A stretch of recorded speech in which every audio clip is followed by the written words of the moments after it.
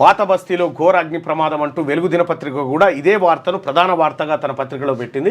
17 మంది మృతుల్లో 8 మంది చిన్నారులు, 4 మహిళలు. G+2 బిల్డింగ్లో షార్ట్ సర్క్యూట్, పేలిన 3 ఏసీ కంప్రెసర్లు, చెలరేగిన మంటలు, బయటకు వెళ్లే దారి లేక 3 సజీవ దహనం, ఊపిరాడక మరో 14 మంది కన్నుమూత అంటూ ఒక వార్త. గెట్ టుగెదర్ పేరుతో కలుసుకున్న అన్నదమ్ముల కుటుంబాల ఆనందం తెల్లవారిలోపే ఆవిరైపోయింది. అగ్ని ప్రమాదం ఆ కుటుంబాల్లో తీరని శోకం మిగిల్చింది. 8 మంది చిన్నారులు, 4 మహిళలు సహా మొత్తం 17 మంది ప్రాణాలు గాలిలో కలిసిపోయాయి. హైదరాబాద్ పాత బస్తీలో ఆదివారం తెల్లవారుజామున ఈ విషాదం చోటు చేసుకుంది. 3 సజీవ దహనం కాగా పొగతో ఊపిరాడక మరో 14 మంది ప్రాణాలు కోల్పోయారు. మృతులంతా అన్నదమ్ముల కుటుంబాలే. గెట్ టుగెదర్ కోసం కలుసుకొని మృత్యువడిలోకి. ప్రమాద టైంలో బిల్డింగ్లో దాదాపు 30 మంది. ఉదయం 6 గంటల ప్రాంతంలో ఘటన. ఇంకొద్దిసేపు అయితే నిద్రలేస్తారు. బిల్డింగ్ మొత్తానికి టన్నెల్ తరహాలో ఒక్కటే ఎగ్జిట్ ఎంట్రీ. పొగతో నిండిపోయిన బిల్డింగ్. హుటాహుటిన రంగంలోకి ఫైర్ సిబ్బంది, పోలీసులు. 9 మంది రెస్క్యూ. తర్వాత సంఘటనా స్థలాన్ని పరిశీలించిన మంత్రులు, అధికారులు.